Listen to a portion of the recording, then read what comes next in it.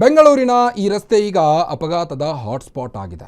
ರಸ್ತೆ ದುಸ್ಥಿತಿಯ ಬಗ್ಗೆ ಯೋಚನೆ ಮಾಡದ ಜಿಬಿಎ ಅಧಿಕಾರಿಗಳು ಒಂದು ಕಡೆ, ರಸ್ತೆ ಮಧ್ಯದಲ್ಲಿ ಬೃಹತ್ ಗುಂಡಿ ಬಿದ್ದರೂ ಸಹಿತ ಸವಾರರಿಗೆ ಈಗ ಅಲ್ಲಿ ಆತಂಕ ಎದುರಾಗ್ತಾ ಇದೆ ಹೊರತು ಜಿಬಿಎ ಅಧಿಕಾರಿಗಳು ಕ್ಯಾರೆ ಅಂತ ಇಲ್ಲ.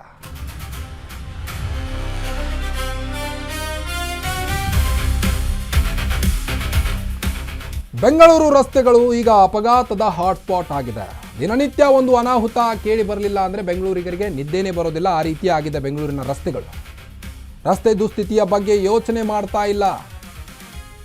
ರಸ್ತೆ ಮಧ್ಯದಲ್ಲಿ ಬೃಹತ್ ಗುಂಡಿ ಬಿದ್ದರೂ ಸಹಿತ ಜಿಬಿಎ ಅಧಿಕಾರಿಗಳು ಕ್ಯಾರೆ ಅಂತ ಇಲ್ಲ. ಅನೇಕ ತಿಂಗಳು ಕಳೆದರೂ ಕಣ್ಮುಚ್ಚಿ ಕುಳಿತಂತ ಬಿಡಿಎ. ಇದು ರಾಜಾಜಿನಗರ ಟು ಯಶವಂತಪುರಕ್ಕೆ ಹೋಗುವಂತ ರಸ್ತೆಯ ಅವ್ಯವಸ್ಥೆ ಇದು. ನೋಡಿ, ಬೃಹತ್ ಗುಂಡಿ ಬಿದ್ದರೂ ಸಹಿತ ಸವಾರರು ಅಲ್ಲೇ ಓಡಾಡ್ತಾ ಇದ್ದಾರೆ. ಅದನ್ನು ನೋಡಿ ಆದರೂ ಜಿಬಿಎ ಅಧಿಕಾರಿಗಳು ಏನಾದರೂ ಒಂದು ವ್ಯವಸ್ಥೆ ಮಾಡಬೇಕಲ್ಲ, ಏನೂ ಇಲ್ಲ. ಅನೇಕ ತಿಂಗಳು ಕಳೆದರೂ ಕಣ್ಮುಚ್ಚಿ ಕುಳಿತಂಥ ಬಿಡಿಎ. ಇದು ರಾಜಾಜಿನಗರ ಮತ್ತು ಯಶವಂತಪುರ ಸಂಪರ್ಕಿಸುವಂಥ ರಸ್ತೆ ಮಧ್ಯೆ ಗುಂಡಿ ಇರುವಂಥ ಕಾರಣ ರಸ್ತೆ ತುದಿಯಲ್ಲಿ ವಾಹನ ಸಂಚಾರರು ಓಡಾಡ್ತಾ ಇದ್ದಾರೆ. ಸರ್ಕಾರದ ನಿರ್ಲಕ್ಷ್ಯಕ್ಕೆ ವಾಹನ ಸವಾರರು ಬೇಸತ್ತಿದ್ದಾರೆ. ಈ ಹಿಂದೆಯೂ ಕೂಡ ಯಶವಂತಪುರ ಮತ್ತು ತುಮಕೂರು ಮಾರ್ಗವಾಗಿ ನಿಮ್ಮ ಅಶ್ವವೇಗ ನ್ಯೂಸ್ ಒಂದು ಸುದ್ದಿ ಬಿತ್ತರಿಸಿತ್ತು, ತಡೆಗೋಡೆ ನಿರ್ಮಾಣ ವಿಚಾರವಾಗಿ. ಅದು ಕೂಡ ಇನ್ನೂ ಆಗಿಲ್ಲ.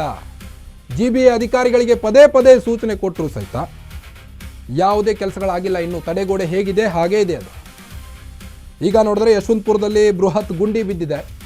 ಈ ಗುಂಡಿ ಮುಚ್ಚೋಕಾದರೂ ಜಿಬಿಎ ಅಧಿಕಾರಿಗಳು ಸ್ವಲ್ಪ ಮುಂದಾಗಬೇಕಾಗಿತ್ತು, ಆಗಿಲ್ಲ. ಅನೇಕ ತಿಂಗಳು ಕಳೆದರೂ ಕಣ್ಣು ಮುಚ್ಚಿ ಕುಳಿತಿದ್ದಾರೆ. ಇದು ರಾಜಾಜಿನಗರ ಟು ಯಶವಂತಪುರಕ್ಕೆ ಹೋಗುವಂಥ ರಸ್ತೆಯ ಅವ್ಯವಸ್ಥೆ ಇದು. ಬನ್ನಿ, ಇದೇ ವಿಚಾರವಾಗಿ ನಮ್ಮ ರಿಪೋರ್ಟರ್ ಶ್ರೀನಿವಾಸ್ ವೈದ್ಯ ಅಲ್ಲಿ ವಾಕ್ಥ್ರೂ ಮಾಡಿದ್ದಾರೆ. ಏನು ಮಾಡಿದ್ದಾರೆ ನೋಡ್ಕೊಂಬರೋಣ ಬನ್ನಿ. ರೈಟ್ ನಾವು ನಾನೀಗ sandal soap factory metro station ಹತ್ರ ಇದ್ದೀನಿ. ಈ ರೋಡು ತುಮಕೂರಿಗೆ ಹೋಗುತ್ತೆ. ಅಂದರೆ ಸ್ಯಾಂಡಲ್ ಸೋಪ್ ಫ್ಯಾಕ್ಟ್ರಿಯಿಂದ ನೇರವಾಗಿ ಗೋವರ್ಧನ್ ಥಿಯೇಟರ್ ಮೂಲಕ ಯಶವಂತಪುರನ ತಲುಪುತ್ತೆ. ಇಲ್ಲಿಯ ರಸ್ತೆಯ ಸ್ಥಿತಿಗತಿಯನ್ನು ನಾನು ನಿಮಗೆ ರೈಟ್ ನಾವು ಈಗ ತೋರಿಸ್ತಾ ಹೋಗ್ತೀನಿ. ಬಹಳ ಪ್ರಮುಖವಾಗಿರುವಂತಹ ರಸ್ತೆ ಇದು. ಈ ರಸ್ತೆಯಲ್ಲಿ BMTC ಬಸ್ಸು, KSRTC ಬಸ್ಸು, ಅನೇಕ ಕಾರ್ಗಳು, ಆಟೋ, ಟೂ ವೀಲರ್ಸ್ ಎಲ್ಲವೂ ಕೂಡ ಇಲ್ಲಿ ಸಂಚಾರ ಅನ್ನುವಂಥದ್ದು ಮಾಡುತ್ತೆ. ದೃಶ್ಯಾವಳಿಗಳಲ್ಲಿ ನೋಡಿ ನೀವು, ಬಸ್ ಹೆಂಗೆ ಹೋಗ್ತಾ ಇದೆ ನೋಡಿ, ಆ ಕಡೆ ಆ ಮೂಲೆಯಿಂದ ಹೋಗ್ತಾ ಇದೆ. ಯಾಕೆ ಆ ಮೂಲೆಯಿಂದ ಹೋಗ್ತಾ ಇದೆ? ಆಟೋನು ಆ ಕಡೆಯಿಂದ ಹೋಗ್ತಾ ಇದೆ, ಈ ಆಟೋನು ಈ ಕಡೆಯಿಂದ ಹೋಗ್ತಾ ಇದೆ, ಕಾರ್ಗಳು ಕೂಡ. ಅಂದರೆ ರೋಡ್ ಸೈಡ್ ಬದಿಯಲ್ಲಿ ವಾಹನಗಳು ಸಂಚಾರ ಅನ್ನುವಂಥದ್ದು ಮಾಡ್ತಾ ಇದೆ. ಕಾರಣ ಏನು ಅಂತಂದರೆ ನಡು ರಸ್ತೆಯಲ್ಲಿ ಇರುವಂತಹ ಈ ದೊಡ್ಡ ಗುಂಡಿ ಇವತ್ತು ಬಸ್ಗಳು, ಕಾರ್ಗಳು, ಲಾರಿಗಳಾಗಿರಬಹುದು ಅಥವಾ ಆಟೋಗಳಾಗಿರಬಹುದು, ಇವೆಲ್ಲವೂ ಕೂಡ ಬೃಹತ್ ರಸ್ತೆಯನ್ನು ಇಟ್ಟುಕೊಂಡು ಈ ರೀತಿಯಾಗಿ ಬದಿಯಲ್ಲಿ ಹೋಗ್ತಾ ಇದೆ.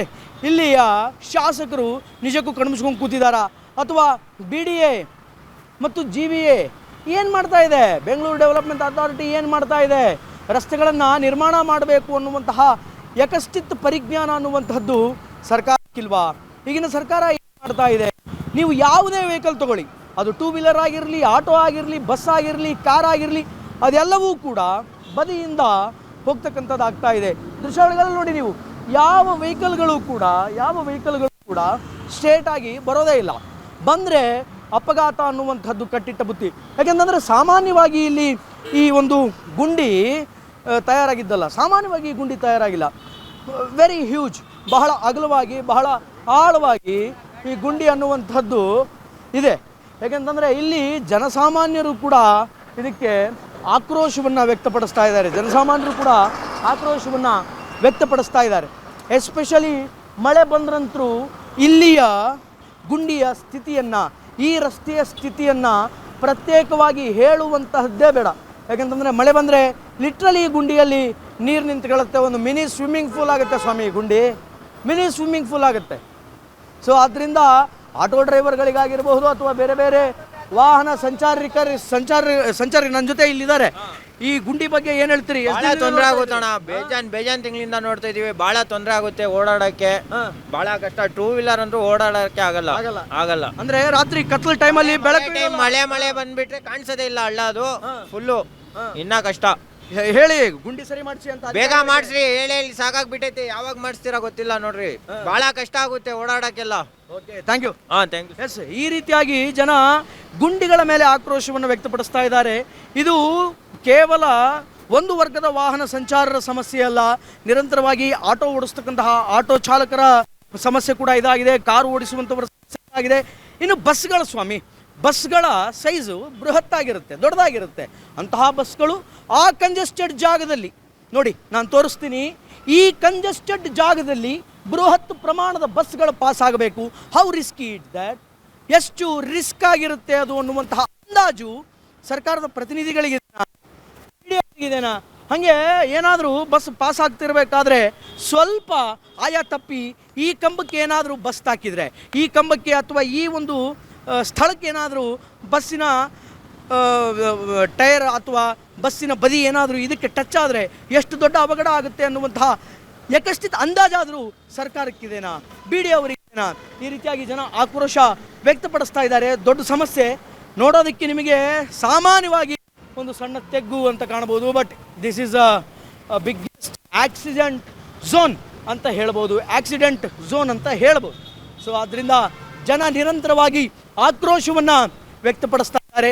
ಆದಷ್ಟು ಬೇಗ ಸರ್ಕಾರ ಇದನ್ನು ಗಮನಿಸಿ ಈ ರಸ್ತೆಯ ನಿರ್ಮಾಣದ ಕಾರ್ಯವನ್ನು ಆದಷ್ಟು ಬೇಗ ಮಾಡಬೇಕು. ಇಲ್ಲಿಯ ಸ್ಥಳೀಯ ಶಾಸಕರು ಯಾರಿದ್ದಾರೆ ಅವರು ಇದನ್ನು ನೋಡಬೇಕು. ಇದು if I am not wrong ಯಶವಂತಪುರದ ಕಾನ್ಸ್ಟಿಟ್ಯೂಯೆನ್ಸಿಗೆ ಬರುತ್ತೆ ಅನ್ನುವಂತಹ ಮಾಹಿತಿ ಲಭ್ಯ ಆಗಿದೆ. ಯಶವಂತಪುರದ ಶಾಸಕರಾಗಿರುವಂತಹ ಎಸ್ ಟಿ ಸೋಮಶೇಖರ್ ಅವರು ಇದರ ಬಗ್ಗೆ ಗಮನ ಹರಿಸಬೇಕು, ಬಿಡಿ ಅಧಿಕಾರಿಗಳು ಗಮನ ಹರಿಸಬೇಕು, ಮತ್ತು ಇಲ್ಲಿಯ ಸ್ಥಳೀಯ ಮುಖಂಡರು, ಕಾರ್ಪೊರೇಟರು, ಅವರು ಇವರು ಯಾರಿದ್ದಾರೆ ಅವರು ಗಮನ ಹರಿಸಿ ಜನಗಳಿಗೆ ಅನುಕೂಲ ಮಾಡಿಕೊಳ್ಬೇಕು ಅನ್ನುವಂಥದ್ದು ಅಶ್ವವೇಗ ನ್ಯೂಸಿನ ಒಂದು ಕಳಕಳಿ. ಒಟ್ಟಾರೆಯಾಗಿ ಇದು ಈ ಒಂದು ಗುಂಡಿಯ ಕಥೆ ಮತ್ತು ವ್ಯತೆ. ಕ್ಯಾಮ್ರಾಮನ್ ಗುರು ಜೊತೆ ಶ್ರೀನಿವಾಸ್ ವೈದ್ಯ, ಅಶ್ವವೇಗ ನ್ಯೂಸ್, ಬೆಂಗಳೂರು.